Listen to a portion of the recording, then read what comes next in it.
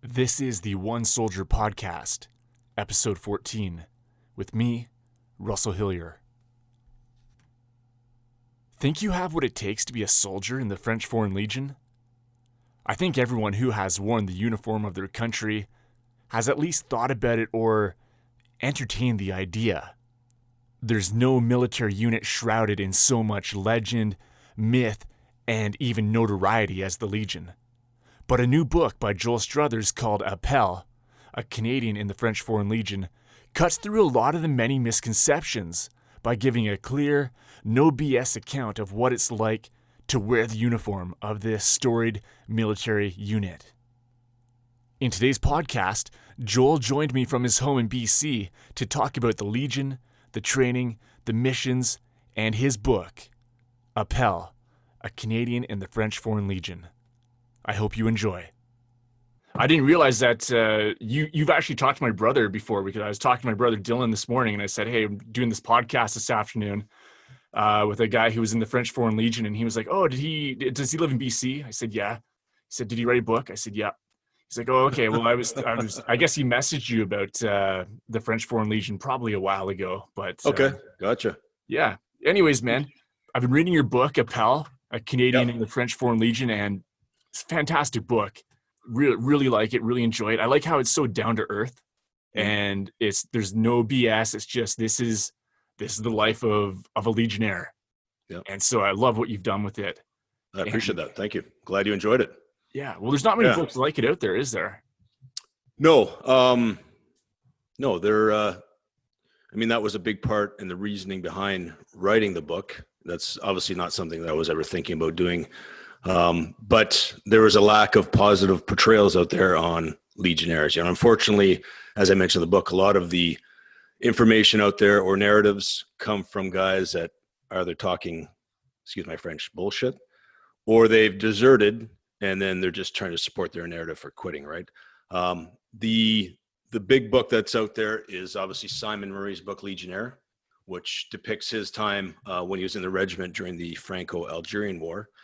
There's been a couple books out, but since, a couple deserters, a couple, non-deserters, but nothing ever really kind of made a mark, if that makes sense. Yeah. And I just felt, well, maybe because I had the opportunity, I was lucky in my service and time, I was able to get obviously to the GCP, which is kind of, the top of the food chain if you want a soldier in the Legion. And I thought, well, maybe it was on me to write a story. And yeah, that was the reasoning behind the book. Why is it that deserters have been the ones to sort of like frame the narrative on this? Like what is going on with that? That's a good question. I don't know.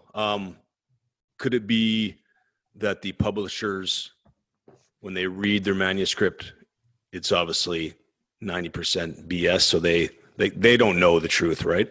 So maybe they find it more attractive, more interesting, and then as a result, it's published. Whereas Appel is different in that, obviously, I'm not a deserter in it, and it's all factual. But I don't know if I'm jumping ahead here, but two of the prerequisites for me was that the Legion would approve of the narrative, which they did. So I submitted the manuscript, and they had no issue with it. So they just have some like PR guys who are looking at it and. I don't know. I wrote a nice cover letter to the general that commands the Legion in Obiang, which is their headquarters. And this was through, I have a friend who was in the book, Corporal Dimitri. He is now, in fact, we just interviewed him the other day on our podcast. He is now a lieutenant and in charge of recruitment for the Legion. So all through the process of when I was writing the book and such, I would reach out to Dimitri and ask for, certain information, and then how I should go about getting the Legion's approval, or inform them, not necessarily the approval, but inform them that this is what I'm doing and it's a positive portrayal. So yeah, his suggestion was write this cover letter, send the manuscript in. And they never actually commented, but they never said no, which in itself was an approval. But they did provide pictures. And then, as you noted in the book, my captain in the GCP, who's still serving, he's a colonel in the Legion at this time, he wrote the foreword. So that in itself was it gave it its sort of a stamp of legitimacy. Yeah. And then the second one was that it would be published by a somewhat reputable publisher, which would mean that the story was sound, right? So Wilfrid Laurier was interested, and worked with them for a chunk of time, and so that kind of checked the two boxes. Cool. Well, I wanted to get into that because listeners on this podcast know that, like, one of my beefs, or like, well, really, it's a complaint, really, is that we don't really do a great job in this country of telling the military stories that are out there. I mean, if you go to America, the bookshelves are just like chock full of, military memoirs. There's new books coming out all the time. In Canada, we could probably count on like one hand, maybe two hands, the military memoir books that are out there, because the publishers, they it's like they don't want anything to do with it most of the time. I mean, you're an exception, I'm an exception. But did you have a hard time like trying to like knock on doors and get this out there? Again, no, I was lucky. I think I go through life a lot of times being naive, and sometimes that opens up doors because everyone's telling you no all the time. But if you don't know, you try anyway. I was fortunate enough that one of my father's friends from his Air Force days, Dave Bashaw, flew 104s, went on to write a book himself, a couple books actually, but one in particular about the Canadian fighter pilots during the Second World War. He is the current, what's the word? He runs or does the publication of the Canadian Military Journal. So he's the chief editor. That's the word I was looking for. And he had heard through my father that I was working on a manuscript. So he asked my dad if, would you mind if I read it? So I had no issue with that, because during the process, I had numerous people read it and provide feedback. And the idea was I would get a whole bunch of different backgrounds, people with different interests, knowledge, and then they could provide me feedback on what was interesting, what was lacking, what they'd like to know more about. The idea being that the book would, be suitable to any type of reader, so he read it and he said, "Listen, Joel, I think you have something here. Do you mind if I show it to my publisher?" His publisher was interested, but they only did they only do 12 books a year or something. They said, this doesn't really suit our publishing, but we would pass it on to Wilfrid Laurier, and then Wilfrid Laurier was. So I was lucky. I had no idea. Apparently it's impossible to get. We were the same way, actually. Like with One Soldier, we got like a literary agent, and she passed it on to HarperCollins, and like so we got a deal set really quickly. But nice. Yeah. Man, oh man, like it's totally lucked out on that one. If we were to do it again, and of course the only reason we were successful is because Dillon had his like 15 minutes of fame, and but sometimes you got to like knock on the doors and something good will happen. Yeah, it's funny you mention that, because as soon as when I got the book, that's typically, I don't know if other people do this, but the first thing you do is you look at who published this, and it kind of gives you a quick gauge on whether or not it's legit or it's totally because there is a lot of bullshit posted out there. I mean, especially nowadays when you can self-publish anything. That's definitely something I didn't want to. It just for whatever it is, I just wanted to make sure that it had some sort of legit backing anyway. Yeah, totally. And the cool thing about your book is there are tens of thousands of people every year, young men who the thought crosses their mind, or they entertain the idea of joining the French Foreign Legion. And for all those people who want to get information about what it's like, well, your book is sort of like stop number one. True. Yeah. No, that's, valid. However, it has come a long way. I mean, certainly that was 20 years ago, right? So my book is period. It's changed a lot since, but today's Legion has a website. They have Instagram, they have Twitter. All the information is there for a young man that's interested in that. They can reach out and get the information that they want. I had actually, sorry not to cut you off, but I had a mother reach out to me somewhat, after its release, saying that her son was interested in joining, and she had gotten the book, and there wasn't really a lot of information out there. So right away, that meant my book was somewhat a success to me, because it was something that I didn't really have when I was interested in the Legion. There was obviously Legionnaire. So I appreciate that. Well, I think that's if you put yourselves in the shoes of a guy who's like maybe interested in it, then your book is going to come up. So and you have an opportunity, I think, to not put all the filters on it. Like you're giving them the real deal of what it's like. So that's really cool. Yeah. And that being said, whatever the word count was, 60,000. It's pretty tough to portray, 6 years. But I do try to throw it in there. There's a lot of boredom. You are somewhat, incarcerated. Yeah. It's a tough, it's not all glory and, but yeah, hopefully that comes across. I tried, that was a big attempt was kind of try to show all the different sides to it, the Right. positives and the negatives. Yeah. Which I think is important, Totally. One of the things I wanted to get into with you is, well, first of all, there's probably no other military unit in the entire world that has the same mystique and lore and maybe even notoriety as the French Foreign Legion. I would wager that every single young man who has, thought about joining the army or who has even worn a uniform, the idea has probably passed their mind that, hey, maybe I should join the French Foreign Legion instead of my own country's Yeah. army. No, yeah. No, you're right. It does. What I really like in the book is how you were already a member of the Canadian Forces. Like you did the basic training with, I think you were in a reserve unit. Yep. That's correct. Yeah. How is that different did that prepare you at all for the French Foreign Legion, or was it just so different that there's not a lot of like connection there? Well, it's very different, but it's certainly, yeah. I was a reservist with the regiment in New Westminster, the Royal Westminster Regiment, which is was attached to the PPCLI, and I'd done my basic, and I was doing my battle school in Wainwright, and this was early '90s when kind of unfortunately the Canadian military was having a rough time, and going Reg Force wasn't an option. Your only option is really to serve in the reserves, and when the Reg Force spots came up for infantry anyway, you'd be top of the list to get in. No, the training was excellent, and it certainly prepared me. Well, what it did, it showed me that I enjoyed the lifestyle of a soldier. I like the discipline, I like the attention, I like the lifestyle, I like the athletic side to it, the shooting, just everything kind of felt natural to me. And that also came from growing up on Canadian military bases, because obviously my father was in the Air Force, both grandparents were in the Army. So it prepared me in that way, and it showed me that that's perhaps something I want to do for a chunk of my life. Now, fast forward, you're in the Legion. Their system, their training methods, and how they go about doing things is somewhat different from the Canadian military. Albeit, different, but it's sound and proven for what they do and what they need. So if anything, it just didn't, long story short, it wasn't quite as a shock to the system. So I kind of had an idea of what I was getting into, but then, experiencing the French way was different. Yeah, totally. Like to be blunt, like it's more hardcore. For sure. Yeah. The discipline, the Canadian military at the time for me was just very, this was 92, 93, was very politically correct, and whatever, I'm not, it's not my place to comment or stuff. And I found the battle school challenging, but it wasn't hard. I don't know if that's the word.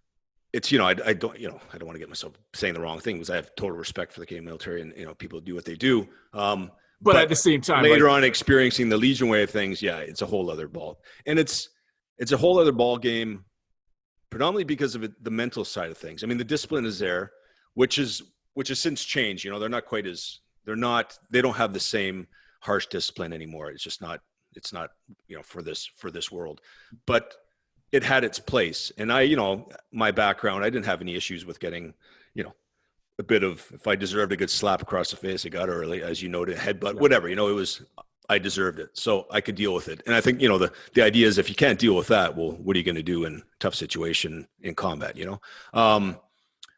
It's the one part of the book that I could sort of relate to. Like I think back to basic training, and, in my mind, it's basic training is like a giant psychological mind fuck, really. Yeah. And like you said, it's not necessarily the physical, it's the psychological aspect to it, because all the things that you think about in the world, like how society operates and how people interact and the norms and the customs, it's all out the window. Yeah, 100%. And you know that, like you're doing your battle school, you're going home in 3 weeks or 4 weeks or whatever. Whereas you're doing your basic in the French Foreign Legion, that you got 4 months of hard, 4 months ahead of you. And then you have another 4 3/4 years, right, that you're serving. And the odds of you going home in the first year and a half are slim to nil. So yeah, it's a mental challenge, right? Because at the end of the day, you've been sentenced to 5, not sentenced, but that it's somewhat similar to, you got 5 years of hard time, so it's kind of, if you want to be there and that's what you want to do, that's great. But for the individual that's joined for the wrong reasons, perhaps that can be a huge factor on their, You're in a country far from home, and it's the language maybe you're not familiar with. Like it just all adds up. No, it's not for everyone. That's for sure. It's Yeah, Yeah. it's a tough go. Was there a point in the training where you sort of you think to yourself like, okay, I've done the shitty stuff, and now maybe I'm being looked at as more of like a soldier, like maybe you're given like a little bit more freedom and maybe you're getting your hands on some weaponry. Like was there like a certain point where it sort of clicked like, yeah, I'm gonna like get through this and I'm one of the team now? Yeah, well, I think early on in basic training, especially at the farm, that first month, you can really tell where you stand within the group. Be it on the physical side of things, soldiering, language, knowledge, just being whether or not you're switched on or you're the one that's getting called out all the time for doing stupid things, So early on, you can kind of see whether or not this is for you and you fit in. And then once you get to your regiment and your combat company and your section, same thing. If you're towing your weight, towing the line, soldiering, not sticking out for the wrong reasons, you just say, hey, I'm able to do this. And then you start to, either excel or start to fall behind. And then depending on the individual, then you make your choices from there. Right. And like most things in life, if you excel and put in the time and effort, better opportunities will come to you with that.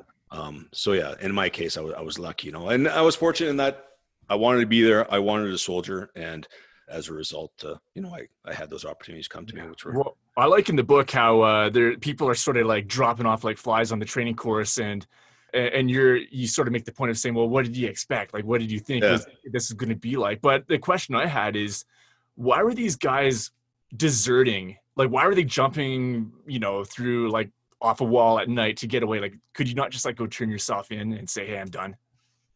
In this day and age, yeah, you could.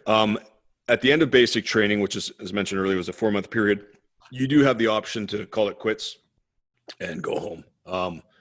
Now, the individuals that deserted early on in Appel, again, I have no idea why they were there, why they joined. Obviously, I mean, the first ones were like 24 hours with him when we got to the training regimen, as I think as you're referencing. Who knows? Strange. And, what were you thinking? What are you doing? Totally. But yeah, so I think it just comes down to the individual. But then same thing too, you're doing the Legion and you're the other members of the section a favor, right? If you don't want to be there, you're just going to make everyone else's lives tougher. So, it's something that's always been there. It's still a part of the Legion, not as much anymore, but it's just a way of weeding out the weak, I guess would be the word. Whenever, as I'm reading the book, you get sent on deployment to, I think, the Central African Republic.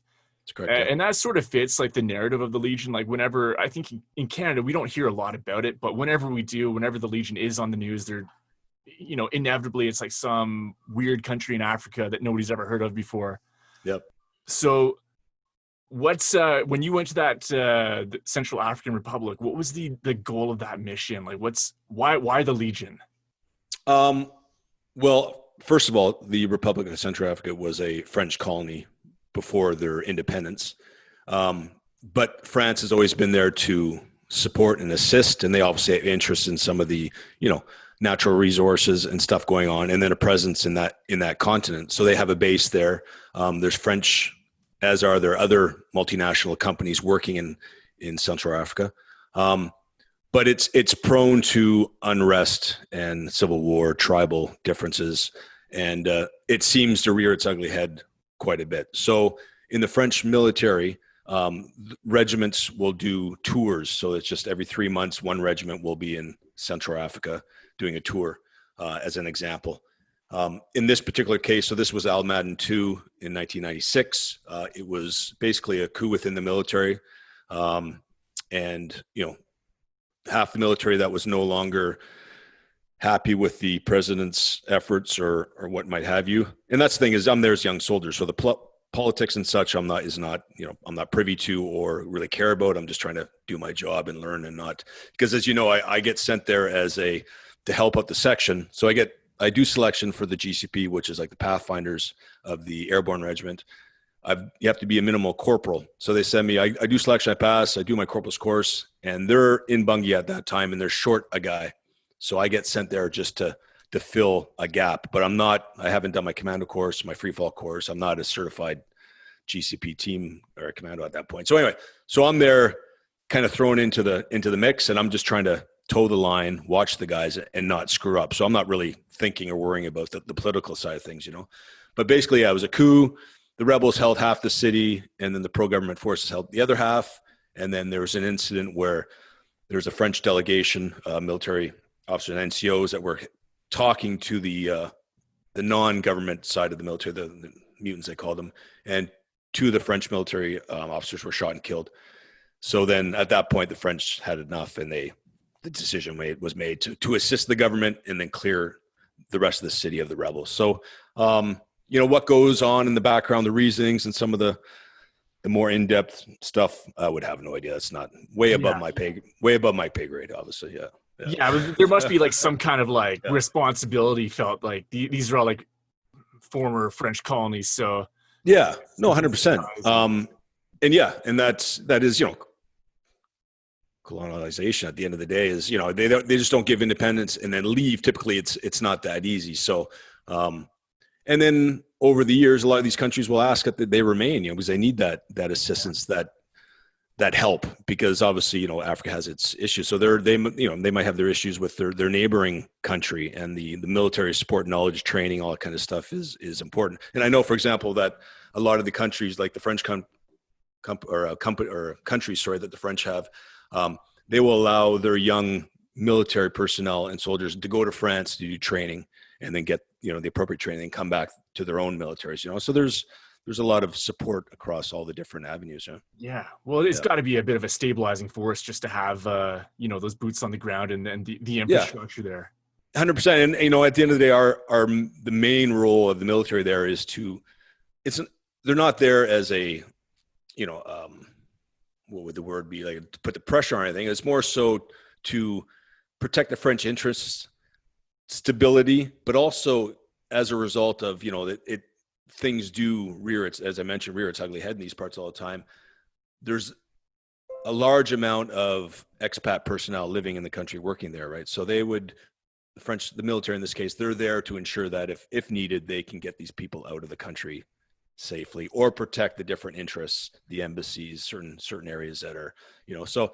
And from my experience, everything was, I was never asked or did anything that I was uncomfortable with, and I hadn't, as I mentioned in the book, I wasn't joining the Legion to do anything but to soldier, and that's what we were asked to do, and it was all up in the up. I have as a result of my time, as I mentioned in the book, I have the utmost respect for France, and certainly the Legion, and definitely the rep, from my experiences. Yeah, well, that comes through pretty clear, like, and that's one of the like the stereotypes that maybe like average people have of the French Foreign Legion is that it's like mercenaries who don't really care.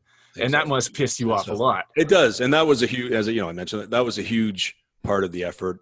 And that's, at the beginning, it's a subject matter that I avoid, but if it comes up, generally the reaction or the comments that comes from a person that, here's this, that I spent 6 years in the Airborne French Foreign Legion, they'll come up with some sort of bone statement, like, oh, I thought, rapists and murderers did that, or murder, you know what I mean? Or you're a mercenary. And how do you explain the Legion today?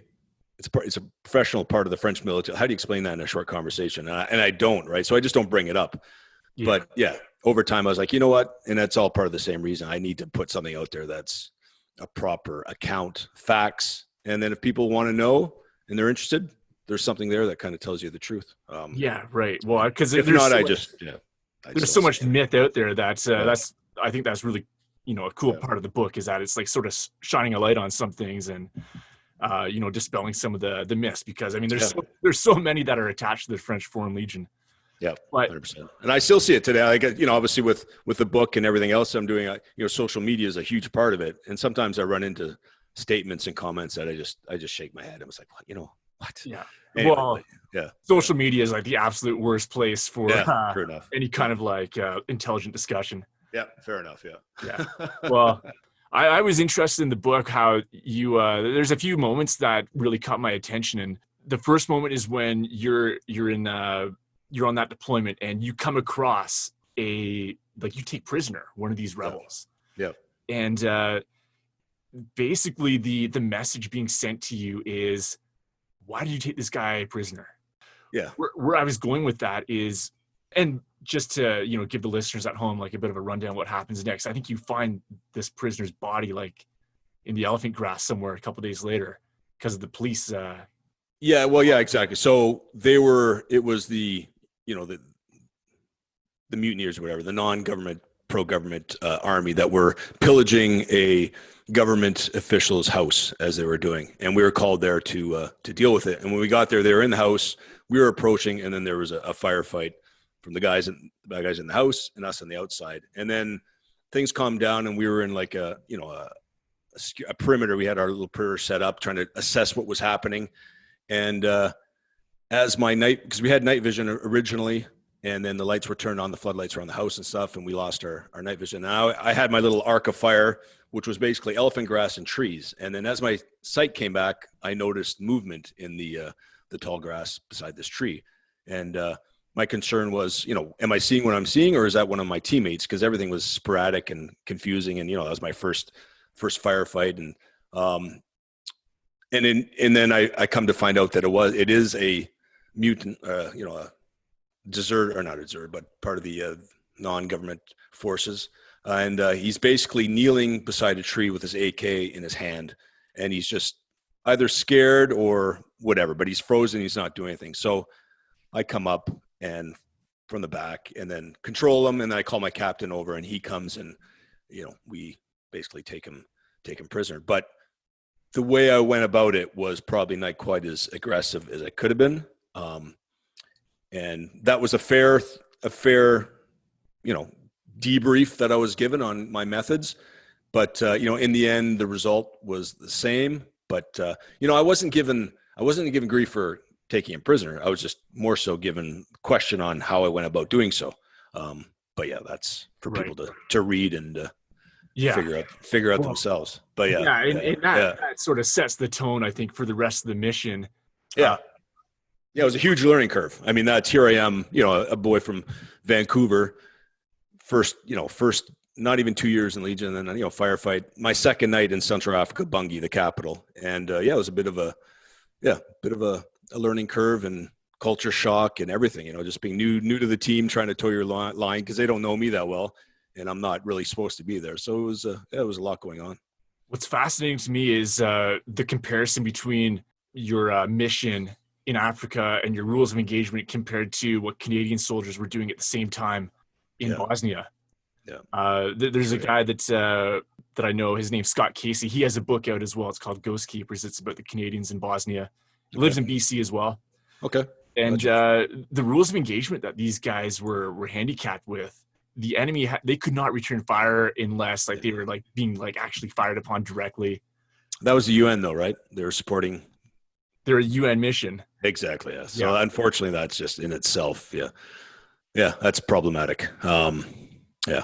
Well, that's it's when you talk to some of these guys, it's very clear that that just takes the toll on your mental health is incredible because you're in this situation, you can't do anything.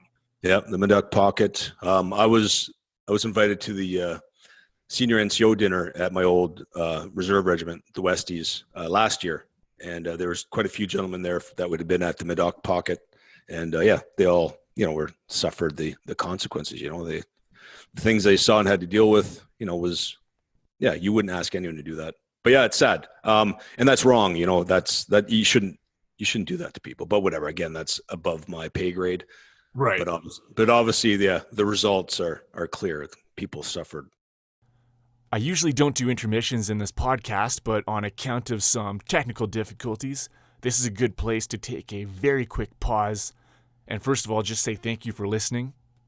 The last couple months has seen a significant uptick in the number of downloads, which is awesome. Secondly, I want you to check out Joel's website at www.legionengineer.com for some really rad apparel, the profits of which are donated to PTSD awareness. Okay, for the second part of the podcast, I'm asking Joel about his advance through the ranks of the Legion, all the way to the Legion's elite para regiment. We're also going to talk about the writing process and the lessons from the Legion that can be applied to the civilian world. Here's part 2 of my interview with Joel Struthers of the French Foreign Legion. All right, I think we're back. Okay, man. That's technical difficulties on my end. My internet crapped out, so. No worries, I get it. It's Yeah. it's challenging. It's nice when it happens to someone else. I'll be honest. Well, yeah, because you have your own podcast, right? Yeah. So Yes. it's I think I coined it. It's well, we use Skype, so it's Skype connectivity anxiety. It's something that I'm definitely noticing is a factor. Well, man, Anyway, I think I've made every mistake in the book since starting this podcast. So I think that's how it gets done. It's all good. totally. Yeah. Totally. Well, let's I forget where we left off, but it was I think we were somewhere in Africa. Yeah, Bungie. Just you were talking about the taking the prisoner there. That was kind of where it started. Yeah. And the other connection I was like gonna ask you about is, are you familiar with Robert Sumrall? No. So he was a Canadian captain in Afghanistan, and I think this is back in 2010. So he's leading like a mentorship team of like a small like squad of Canadian soldiers and then like an Afghan platoon. And what ended up happening is there was a gunfight with the Taliban. Yeah, I think I do. I know the story. Yeah. Right. Yeah. And so he was allegedly mercy killed a Taliban fighter. Yeah. And I've talked to Rob. He's an awesome guy. Okay. He was for allegedly mercy killing the Taliban. He was basically like, well, he had the threat of a 25-year jail sentence over his head. Jesus. But it's like, it just goes back to like the rules of engagement. How, I can't imagine being a soldier in this modern era, and just it's like you have the weight of the world on your shoulders, because if you mess up, exactly. And in this 24-hour news cycle, I mean, man, you're just like a lamb to slaughter. That's right. You're not only worrying about getting yourself killed, you're worried about screwing up and then spending the rest of your life in prison. Yeah, no, it's and then for no money.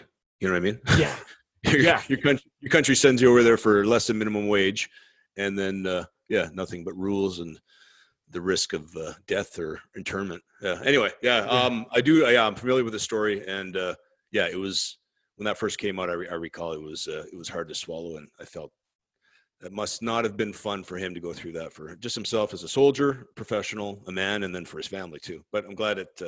It all. Well, I shouldn't say it all worked out for him, but he's not in jail. So I mean, I guess there's a silver lining there. Yeah. But one of my misconceptions of the French Foreign Legion was that it's like a single regiment. But I think the right way to look at it is it's more of like a brigade. So you've got different regiments and units, and you've got a para regiment as well. And that's what you ended up in, right? Yep, exactly. So in the French para brigade, there's 9 regiments. One of them is the Legion Airborne Regiment, the second rep, based in Calvi, Corsica. And we had mentioned earlier on about the tours in Africa and different stuff, if Afghanistan, Mali, whatever now. So they're part of the same efforts. And then each airborne regiment in the French military has a GCP team, 1 or 2 actually. And they work on 2 different fronts. They are the pathfinders for the regiment, but then collectively they are the GCP group, and they support the French Special Operations Command. So you can be tasked to support your regiment, wherever that may be, as pathfinders, or you would work separately as the group supporting the COS, which is the French SF side of things. So I had a mix of that in my career. Obviously Bungie we were supporting the regiment, and then Chad the same, and then my time in the Brazzaville Congo was for the group. So I did selection, got into the GCP, and then and we were, it's a small 10-man Halo insertion team, and we were a lot. Minimum rank was corporal, but it was a lot of sergeants, 2 officers. We had it a lot easier than your average legionnaire in a combat company. I spent 10 months in the first company at the rep, and so I kind of saw the life. And I was fortunate enough, to get through selection and get taken on. But life was a lot better for us. It was a small, integral group. We worked together. The ranks weren't really quite as an issue. You know what I mean? It's very, in a combat company, it's very, you're the divide. And then, we were just basically, working and not really getting screwed around too much. So again, I was fortunate that I had an easy career, if that makes Well, and that was your intention from the get-go, right? It was Yeah. you wanted to be part of this airborne regiment. Oh, for sure. Yeah, that was the only reason. Yeah, that's what I wanted to do, to get in the Canadian military and jump. And that wasn't going to be an option for me, as we know why with history. Right. And then when you're young, you're also impatient. Sitting around when you're 21 waiting is just not an option. I'd actually looked into the American military too, but that wasn't going to happen. So yeah, that was the only reason I went to France, was to get to the rep. And yeah, fortunate enough, things came to fruition, and I had a good experience and spent 6 years. But it was a different period of time. There wasn't a ton going on. And at the age of 29, it was kind of a time to make a decision for myself whether or not I would go NCO, and you have to do 15 years to get a pension. And yeah, I had visions of flying helicopters, and I decided, I'm going to go home back to Canada. And that's the thing. I was always Canadian. Canada is always home. There's no reason why I didn't leave Canada because, for any reason. It was just I wanted to go and soldier. So I always kind of felt like this was just a stop in life to soldier, but I'm not French. I didn't plan on making France my home. I was always going to go home at some point. So yeah, at the age of 29, just short of 30, I went back to Canada, and yeah, started flying helicopters commercially and some other stuff. And yeah, there you go. So took the lessons learned and used them to well, yeah, I mean, it's that's you're 30 years old, and like, yeah, you gotta like look at the long game. Like, what do I want to do? Like, and of course, if you want to have a family, Legion probably not the best place for that. No, exactly. Now that being said, if we had been busy, if Afghanistan was kicking off and Mali, and we were busy, and I was enjoying the job, then it would be a different situation. But then also you got to be careful what you wish for. I might. That might have been a rough go, and I would have suffered, the consequences or worse, so everything happens for a reason. So I look back on it with fondness. It's a happy memory, and I have certainly no regrets. Would I tell my son to go join the Legion, to go to the rep? I don't know, but for me, it worked. I needed that kind of change in life. That's an interesting question, because you just know that your kid, when he's older, or maybe even now, he's going to be asking you about your time in the Legion, and that's like, you're going to have to give some fatherly advice at that point about. Well, he's got a book he can read. Yeah. The audio book comes out next month, so it'll be a little bit easier for them. But at this point, yeah, my son's 14. He's at this point, there's no real interest or yeah. But yeah, so audiobook coming out. Did you narrate it yourself, or? I didn't. No, they hired a professional in the company to do it. So yeah, the word was it comes out in July. And yeah, to be honest with you, I don't know if I'm happy that they chose a professional to do it. It'd probably come out better in the end. Who knows, yeah. And listening this way, I can listen to it. I can't listen to myself or watch myself. I have a hard time with that. So this way I'll get to at least listen to the audiobook. Because if it was me, I wouldn't. Yeah. Well, have you actually sat back and like read your book, like, since it's been out? Because for me, when I was writing One Soldier, like, I went back and redid that book so many times. Oh, exactly. I haven't even read it from front to back since it came out. I just can't look at it again. You're right. Since it was published, I can't say that I've read it. Obviously I worked on it, and then I hired that lady Janet. We worked on it together for almost 2 years, and then I spent a year just myself with Wolf and Laurier editing. So that was 3 years of, the writing and then just editing was almost 3 years. So no, but before I did the Jocko Willink podcast, which was my first introduction to a podcast, it was a bit of a, it was a little intimidating going into that. So the night before, I was going through the book, just reviewing, and I found a good typo. I don't know if you noticed it at the end. It's D-Day 1994. Nobody. I just read that part too. Yeah. Nobody picks up on it. But it's been fixed, but it's still on the, but it's June 6th, 1994 D-Day. Yeah. Anyway, but yeah, no, I haven't read it. I haven't read it straight through. Yeah. I know. Well, it's funny you mentioned Jocko, because that's the first I heard of you is watching. I saw your podcast on YouTube, you and Jocko talking about the book. So that's a big deal. I mean, his audience is huge, so it's definitely it was a good opportunity. It was, as I said, it was a bit intimidating. Your first kind of, and 4 hours of talking. I don't talk 4 hours for, at least a couple months. That's a lot of talking. So yeah, I was sucking back his power drinks to keep me Yeah, going. yeah. I'm sure. Yeah. But he's good at what he does, so it's all good. Oh, he's a pro, yeah. We got her done. Yeah. Sweet, man. At the end of the book, you've left the Legion at this point in time, and you go on this, I guess you could call it a pilgrimage to the military cemeteries in Europe. Yep. And you go to Dien Bien Phu in Vietnam, correct. which is that's hallowed ground for the Legion, isn't it? It is, yeah. That's where our regiment, the Rep, was decimated there. And yeah, that was the end of the war for the French in Indochina, present day Vietnam. And yeah, for me, it was neat to kind of go see the land. It was, I went and saw some of the museums there, which was, typically we as soldiers, we're always in the museums that were the winners, right? Yeah. And it was interesting to go and see the winners who are not the military that you were part of, their museums and some of the pictures and some of the artifacts, like seeing green berets from the guys, from the soldiers and the Rep, and then some of the pictures.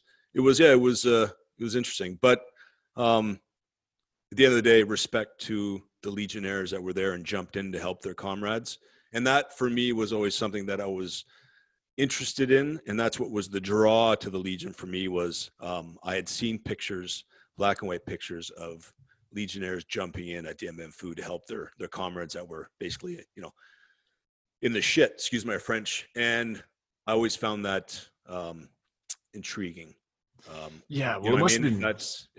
It must have just been so surreal to go there and walk that land. No, 100%. And then I found that old because they had built bunkers around the valley, and they're all named after the colonel that was leading the French forces in Dien Bien Phu. Supposedly, they're all named after his mistresses. So I went and fought. I found Beatrice, which was the first stronghold that was overrun by the Viet Minh, and all 100 Legionnaires were killed. And the last message that came over the radio was "Alles tot," which is German for "everyone's dead."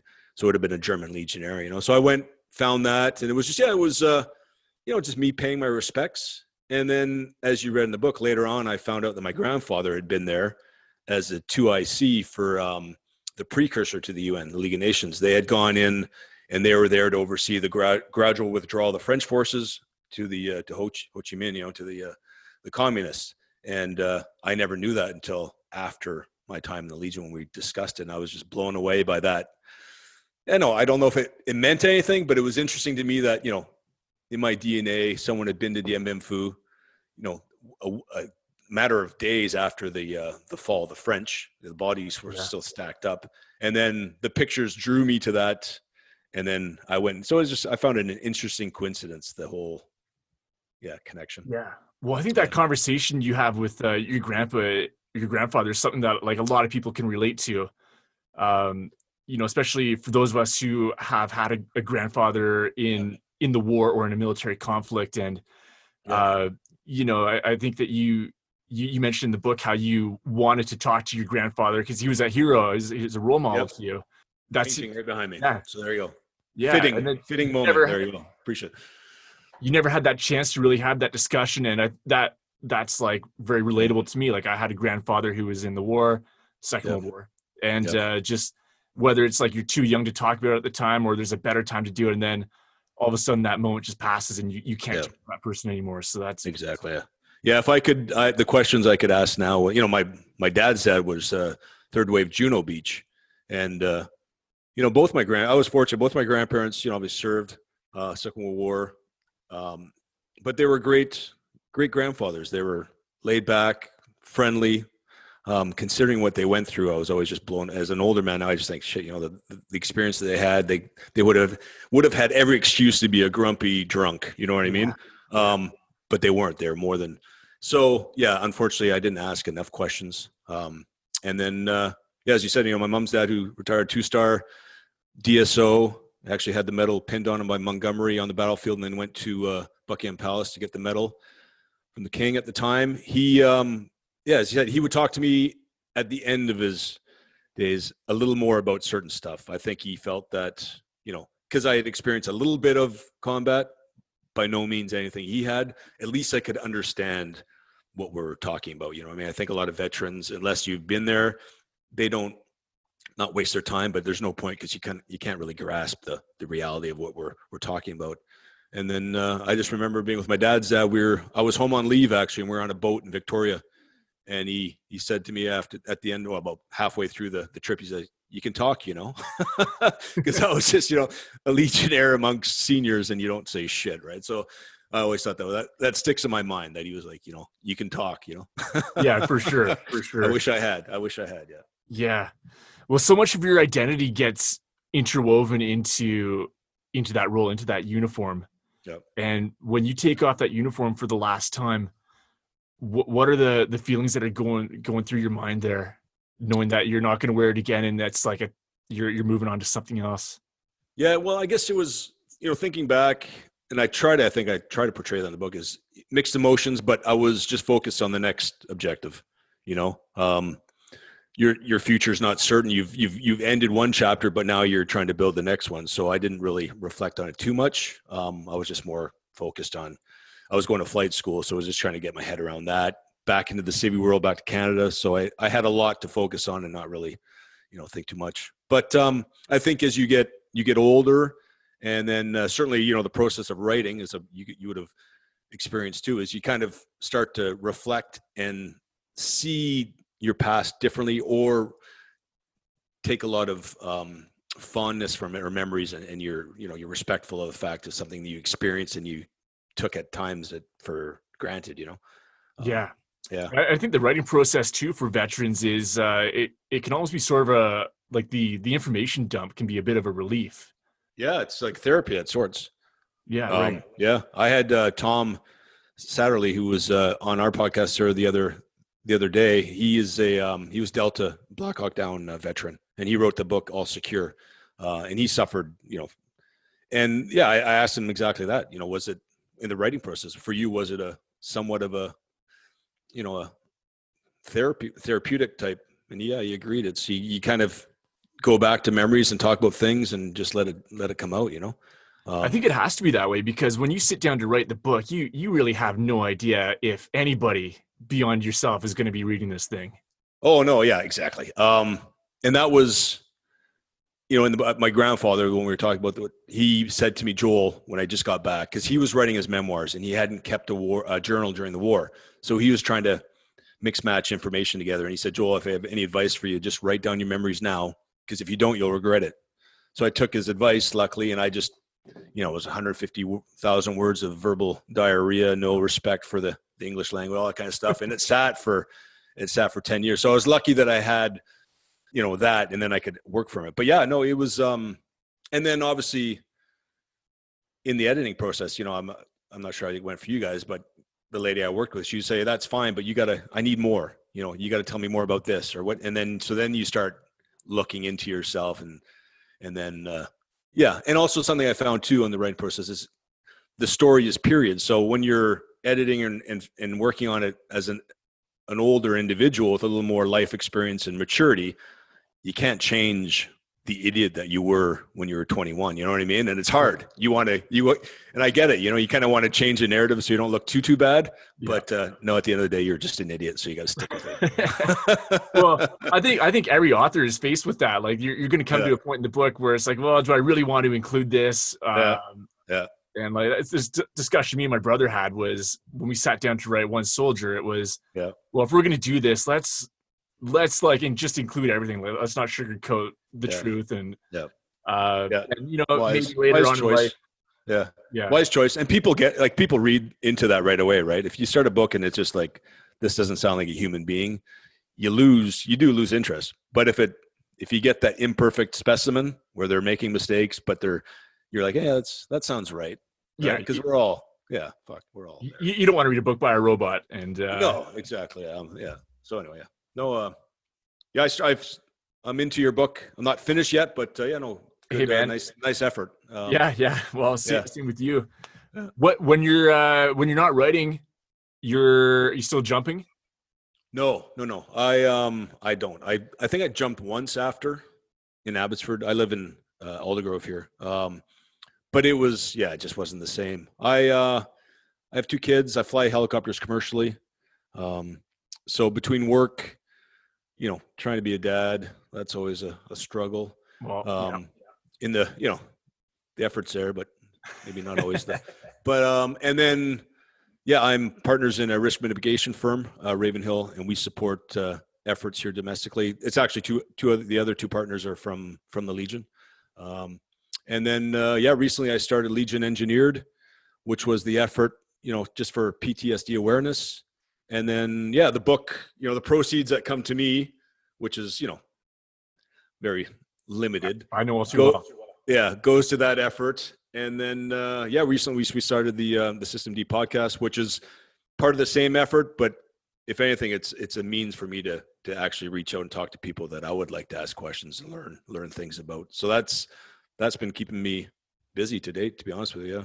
So speaking of talking to people who have wisdom to pass on, I think, wisdom is usually given by older people who are maybe grandparents and, a big white beard and they've been around for a while. Yeah. You don't fit that description, but I'm getting there. What are some things that you personally took from the Legion that you can apply to your civilian life just to make you a better person and a more maybe better at what you do in the civilian world? Yeah, that's a good question. You obviously learn a lot about yourself in the military as a young man. And it's not necessarily always good, right? We see traits in ourselves that we're not necessarily happy with and we want to fix. And that's what life is. You're always learning about yourself, but I think as you get later on, you're a little better at certain things, but you're always working on it. And then I might steal a wordage from Tom there, Sarah. He said the demons of doubt, which I thought was a great simple terminology and that's something I see it in myself. And I try to show my son that too, that's a very human trait, is not, unfortunately, some people are luckier than others, but that not believing in yourself, that the demons of doubt, but don't just go after it, try. And it's, it's better to try and fail than not try. So I, for myself, I'm not one to give advice to others because I'm by no means an authority, but just for myself, that's something I've learned over the years. Just you just got to give it your all and try. And if you don't succeed, well, at least you tried. But typically, I think out there, if you work hard enough and go after something, if you want it, you'll get there. And we kind of made reference to that before, is that, being naive in life sometimes has helped me because there wasn't the people saying beside me, no, you can't, write a book. You can't, it just won't happen. Right. If you listen to them, well, you won't, but, don't listen to them. If you want something, just go after it. Yeah. Unless it's illegal, unless it's money in the bank or something. But you know what I'm saying. Yeah. That's a pretty good. That might be a pretty good place to leave off. But before I let you go, you want to mention a little bit more about Legion Engineered? Sure. Yeah. No, I appreciate that. So the website's www.legionengineer.com. It's predominantly an apparel type effort, but all the proceeds go to PTSD awareness. Same with the book Appel. My author royalties go to help the cause. And that's just I don't know enough about it. I'm learning more about it, but the more I read and hear about young soldiers, men and women that any country sends to do the work, is something that could use the support of everyone. And so that's my effort to learn about it. And there you go. Sums up that effort. If you could help us get the word out, represent is the word we kind of use. Yeah. Well, I'd love to. I would love to, man, because you've got some sick gear on there. Oh, I appreciate it. Yeah. And then, and then the side effort, as I mentioned, the System D podcast, which is kind of terminology taken out of the book. System D is that Legion term for just figure shit out. And then, just getting people on there that might have some life skills or stories, lessons to share that, I find interesting. So there you go. Right on, man. Well, the book is called Appel, a Canadian in the French Foreign Legion. Like I said before, highly recommended. It's an awesome read. And any other writing plans in the future, or is this it? No, I think that's maybe a pop-up coloring book. That would be about the limit of my. I think I stole that from Andy Stumpf. Anyway, yeah, no, I think that was a one-time effort. Yeah, man. Well, that coloring book, hey, you never know. That could be the next thing. Yeah, less Joel, editing, that's for sure. Joel, it's been a complete honor on my behalf to have you on. So thanks a lot for taking the time to be here, and hopefully we can talk again. I appreciate it, and yeah, vice versa. And congratulations on your efforts too, the book, and yeah, send your my regards to your brother. Will do, man. Okay, appreciate it. And that concludes my interview with Joel Struthers, former member of the French Foreign Legion and author of Appel, a Canadian in the French Foreign Legion. This is a fantastic book that I recommend, especially for any aspiring soldier who has thought about wearing the white kepi. Be sure to check out Joel's website at www.legionengineer.com for his podcast and apparel and gear, the proceeds which go towards PTSD awareness. He's got some rad hoodies and shirts, which I'm going to get my hands on, but check it out for yourself and you'll see what I mean. As always, if you enjoyed today's episode, then you can support the podcast by leaving a review on Apple iTunes. You can subscribe and also help spread the word with your friends and family.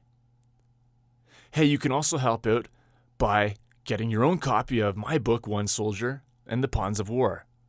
That's it for this episode, which on this Father's Day 2020, I'm going to dedicate to all the dads and grandfathers who saw their fair share of war and who maybe we never got a chance to speak to and talk to as much as we probably should and probably wanted to. That's it. That's all. Out.